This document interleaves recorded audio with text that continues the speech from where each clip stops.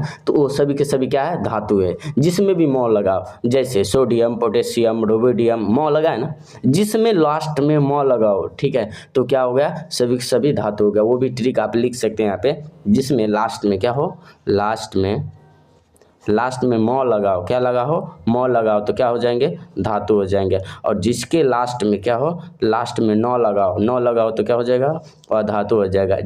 अगर एग्जाम्पल ले लें तो जैसे कि ये सभी अधातु है, ठीक है, तो हम एग्जाम्पल लेते, कार्बन 9 लगा है, बोरॉन 9 लगा है, नाइट्रोजन 9। हाँ तो दोस्तों आज जानेंगे पीरियोडिक टेबल, यानी कि पीरियोडिक टेबल कहे तो केमिस्ट्री का पूरा जड़ होता है, और किसी भी सब्जेक्ट हो साइंस में तो केमिस्ट्री सबसे टफेस्ट मानी जाती है, क्योंकि इसमें पीरियोडिक टेबल का नॉलेज नहीं होने की वजह से आप लोग जो है केमिस्ट्री में पीछे पड़ जाते हैं। तो केमिस्ट्री को जो है कमज़ोर समझने का यही रीज़न है कि आपके पास पीरियोडिक टेबल का नॉलेज नहीं है, क्योंकि जब आपके पास एलिमेंट का ही नॉलेज नहीं है तो कैसे डिफाइन कर पाएंगे कि कौन सा रिएक्शन कैसा है, और कोई सी ऑर्गेनिक केमिस्ट्री हो चाहे इनऑर्गेनिक हो, किसी भी प्रकार की केमिस्ट्री हो, तीनों टाइप में मैं बात करता हूं। तो पीरियोडिक टेबल कंपलसरी है आपको याद करना कि कौन गैस है, कौन सॉलिड है और कौन लिक्विड है, यानी कि ठोस द्रव गैस को पहचानना आपके लिए बेहद ज़रूरी है। और ये भी जानना ज़रूरी है कि कौन तत्व सबसे ज़्यादा मजबूत है, कौन जो है कमज़ोर है, वीक है, स्ट्रॉन्ग है। तो ये सारी जानकारी आपको पीरियोडिक टेबल से मिलेगी। लेकिन जानेंगे कैसे, कि जैसे मैं एज ए एग्जांपल लेता हूँ कि आपसे बात करें जैसे कि क्लोरीन मतलब क्या है, ठोस द्रव गैस कैसे है, तो आप जानते होंगे पहले से कि गैस है। क्यों गैस है, इसके रीज़न है, ट्रिक है। तो चलिए मैं इस वीडियोज़ को ज़्यादा लंबा ना करते हुए शॉर्ट वीडियोज़ में मैंने तैयार किया है कि 5 मिनट में आप कैसे याद कर सकते हैं। तो सबसे फर्स्ट ऑफ ऑल आप देखेंगे यहाँ पे फर्स्ट ग्रुप का एलिमेंट दिया है, क्योंकि जो फर्स्ट ग्रुप में है क्या है, हाइड्रोजन, लिथियम, सोडियम और ये पोटेशियम, रुबिडियम, सीजियम और फेरिडियम। तो इसको जो फर्स्ट ग्रुप में रखा गया है इसे क्या कहा जाता है, तो आप लोग को पता है कि क्षार धातु कहा जाता है। सेकेंड ग्रुप को क्षार मृदा धातु कहा जाता है, ठीक है, अर्थ मेटल जिसे कहते हैं। अब मैं बात करूं कि फर्स्ट ग्रुप को आप याद कैसे रखें, और फर्स्ट ग्रुप में जब आप याद रखें, जैसे हाइड्रोजन का परमाणु संख्या कितना होता है, 1, तो मैंने एक फार्मूला लिखा है यहाँ पे 2, 8, 8, 18, 18 और 32। तो इसका मतलब ये है कि अगर फर्स्ट ग्रुप में हम देखा जाए तो फर्स्ट ग्रुप के लिए जैसे हाइड्रोजन है, लिथियम है, सोडियम है, पोटेशियम है, तो इसको याद करने के लिए मैंने ये ट्रिक दिया है, यहाँ पे आप देख सकते हैं। जैसे कि हलीना कहा रफ से फरियाद, मतलब रफ से फरियालेंगे या रफ से फरियाद, या आप ट्रिक को इस्तेमाल कर सकते हैं। जैसे हलीना के लिए एच देंगे, लीना के लिए लिथियम देंगे, और ना है तो सोडियम देंगे। उसके बाद कहा मतलब पोटेशियम के लेंगे, उसके बाद रब है तो रुबिडियम, इसके बाद से मतलब सीजियम, उसके बाद फरियाद लेंगे मतलब फेरिडियम।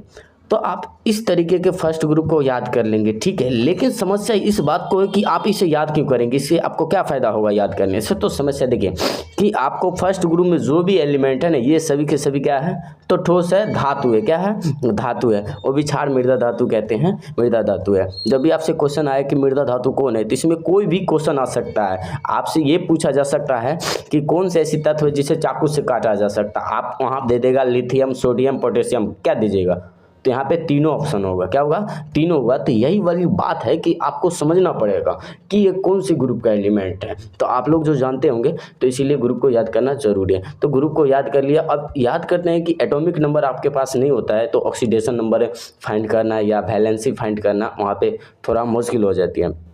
तो कैसे याद करेंगे, जैसे आपको हाइड्रोजन का याद है, हाइड्रोजन के बाद आप क्या फार्मूला है, 2 जोड़ेंगे, हाइड्रोजन में 2 जोड़ेंगे तो 3 हो जाएगा, 3 में क्या होता है, लिथियम, तो ऑटोमेटिक याद हो जाएगा। अब 3 के बाद जो है सोडियम, सोडियम को कैसे याद करेंगे, कितने नंबर में है, तो देखिए 2 के बाद कितना जोड़ना है, 8 जोड़ना है, 8 के बाद कितना हो जाएगा, और 8 और 3 11 हो जाएगा, 11 में यानी कि सोडियम। अब बात करते हैं सोडियम के बाद जो है के आता है, यानी पोटेशियम आपके पास है। तो इसको कैसे फाइंड करेंगे, इसका एटॉमिक नंबर है, तो आपने देखा होगा यहाँ पे 2 जोड़े हैं, 8 जोड़े हैं, फिर 8 जोड़ेंगे नहीं, तो अगर इसमें जोड़ते हैं सोडियम में अगर 11 और 8 तो कितना होगा, 19, यानी कि जो पोटेशियम है 19 है। तो इस प्रकार से इस ट्रिक को आप इस्तेमाल कर सकते हैं किसी भी ग्रुप में। एज एग्जांपल ले लीजिए, चलिए बेरिलियम का ले लेते हैं सेकंड ग्रुप में।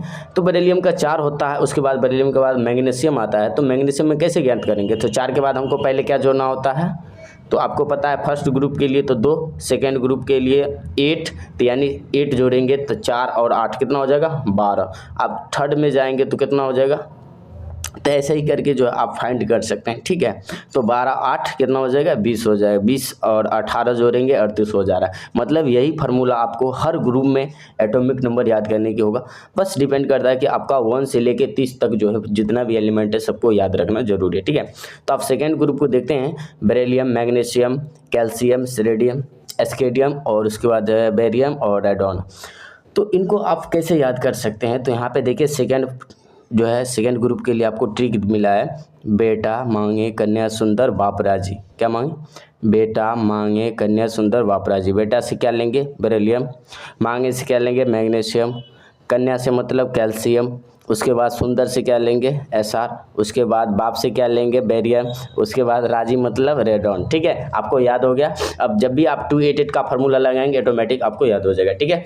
अब बात करते हैं Sc यानी कि ग्रुप 3 से लेकर के 12 तक के जितने भी एलिमेंट है ना, डी ट्रांजिशन है। कहने का मतलब ये जो सभी के सभी क्या है, धातु है। आपको 1 से लेकर के यानी हाइड्रोजन को छोड़ के 1 से लेकर 12 ग्रुप तक जितने भी एलिमेंट है ना, सभी के सभी क्या है, 1 से लेकर 12 तक, कितना 1 से 12 तक लगभग सभी के सभी क्या है, सामान्यतः क्या है, धातु है। क्या है, धातु है, चूंकि ठोस है। तो आपको ये याद रखना चाहिए। तो आपसे कभी भी सवाल कर दे कि कैल्शियम क्या है, तो कैल्शियम जानते हैं 1 से लेकर 12 के ग्रुप के अंदर आता है। तो ये क्या है, धातु है, ठोस है, चमकीला है, ठीक है। तो इस तरीके से बहुत सारे क्वेश्चन सॉल्व होते हैं। चलिए हम बात करते हैं यहाँ ग्रुप की ओर आगे बढ़ते हैं जो इम्पोर्टेंट है। तो देखिए ये थर्ड है, फोर्थ है, तो ये ऑटोमेटिक आपको याद रहना चाहिए। एस्केडियम का 21 होता है, टाइटेनियम का 22 होता है, वेनेडियम का कितना होता है, 23 होता है, क्रोमियम का 24, मैग्नीज का 25, लोहा जो है Fe 26 होता है, कोबाल्ट का 27। आपको लगभग 30 तक तो ऑटोमेटिकली याद हो गया, यानी जिंक तक, ठीक है। तो यहाँ तक का कोई दिक्कत नहीं, यहाँ से ज़्यादा क्वेश्चन नहीं आते। यहाँ से बस वही ऊपर का जो लाइन है फर्स्ट का, यहीं से सवाल आते हैं, ठीक है। तो आप जानते हैं यहाँ पे ठोस है, धातु है, और धातु चमकीला होता है, विद्युत का सुचालक होता है। आपसे सवाल करेगा कि विद्युत का सुचालक कौन है, तो आपको पता है कि यहाँ पे ये सभी के सभी क्या है, धातु है, और धातु से विद्युत के चालक है। धातु पहचानना, और धातु और अधातु पहचानने के लिए एक और ट्रिक है, जिसमें लास्ट में मो लगाओ। जैसे लिथियम, सोडियम, बेरिलियम, मो लगा है ना, तो वो सभी के सभी क्या है, धातु है। जिसमें भी मो लगाओ, जैसे सोडियम, पोटेशियम, रुबिडियम, मो लगा है ना, जिसमें लास्ट में मो लगाओ, ठीक है, तो क्या हो गया, सभी के सभी धातु हो गया। वो भी ट्रिक आप लिख सकते हैं यहाँ पे, जिसमें लास्ट में क्या हो, लास्ट में मो लगाओ, क्या लगा हो, मो लगाओ, तो क्या हो जाएंगे, धातु हो जाएंगे। और जिसके लास्ट में क्या हो, लास्ट में नो लगाओ तो क्या हो जाएगा, अधातु हो जाएगा। अगर एग्जांपल ले लें तो जैसे कि ये सभी अधातु है, ठीक है। तो हम एग्जांपल लेते, कार्बन 9 लगा है, बोरॉन 9 लगा है, नाइट्रोजन 9 लगा है, ऑक्सीजन 9 लगा है लास्ट में, तो फ्लोरीन 9, क्लोरीन 9, यानी कि लास्ट में जितने भी 9 लगा है ना, सभी के सभी क्या है, अधातु है, यानी नॉन मेटल है। तो आप इस ट्रिक से आपसे एग्जाम में सवाल कर देगा, बताइए इनमें से कौन अधातु है, तो आपको पता है कि जिसमें लास्ट में 9 लगा हो। समझ में आ रहा है। हाँ, 2-3 एग्जाम्पल एक्सेप्शन है, उसको मैं बताऊंगा, वीडियो पे बने रहेगा। वीडियो बहुत मेहनती है, चाहे आप जेईई मेंस का एग्जाम दीजिए, चाहे किसी भी, पहले पीरियोडिक टेबल का आपका नॉलेज होना बहुत ज़रूरी है, बेहद ज़रूरी है। मैंने इसे अपने ढंगों से, अपने हाथों से लिखा है ताकि आपको बेहतर ढंग से समझा सकता हूँ।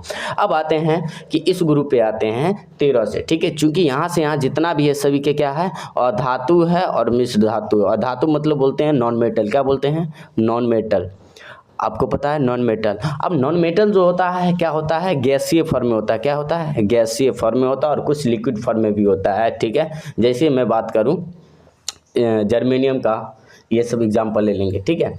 तो ये सभी के सभी क्या है, गैस है, क्या है, गैस है। और अधातु का मतलब विद्युत का कुचालक होगा। तो इसको कैसे याद करें, तो याद करने के लिए जैसे ग्रुप 13, ग्रुप 14, ग्रुप 15, ग्रुप 16, 17, 18, यानी 13 से लेकर के 18 तक सभी क्या है, अधातु है, अधातु है। और 18वां ग्रुप को क्या कहा जाता है, अकीरीय गैस कहा जाता है। क्या कहा जाता है, अकीरीय गैस। अकीरीय का मतलब किसी से रिएक्शन नहीं करेगा, क्या करेगा, रिएक्शन नहीं करेगा।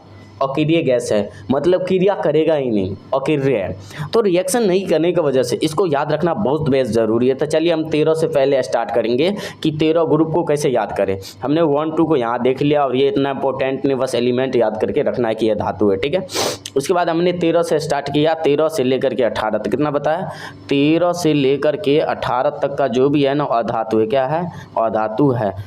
तो मैं आपको बता दे रहा हूँ, अधातु है, नॉन मेटल है। तो 13 से 18 में आखिर याद कैसे करें कि अधातु है? तो याद करने के लिए 13 ग्रुप को मैंने ट्रिक लिया है, बैगन, आलू, गाजर इन थैला। बैगन, गाजर, आलू इन थैला, यानी कि बैगन, आलू और गाजर क्या है?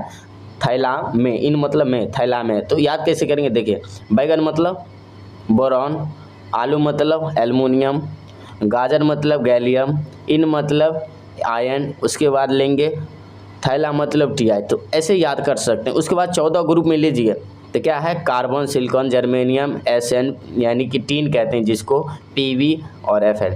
तो इसको ऐसे याद कर सकते हैं 14 में, ठीक है। तो 14 में क्या है? कहे शिवजी सुनो पार्वती, कहे शिवजी सुनो पार्वती। कहे से क्या हो जाएगा? कार्बन, शिवजी से क्या हो जाएगा? सिलिकॉन, जी से क्या हो जाएगा? जर्मेनियम, सुनो से क्या हो जाएगा? टीन, पार्वती का क्या हो जाएगा? Pb। तो आप ऐसे याद कर सकते हैं नॉर्मली। और ये सभी सब क्या है?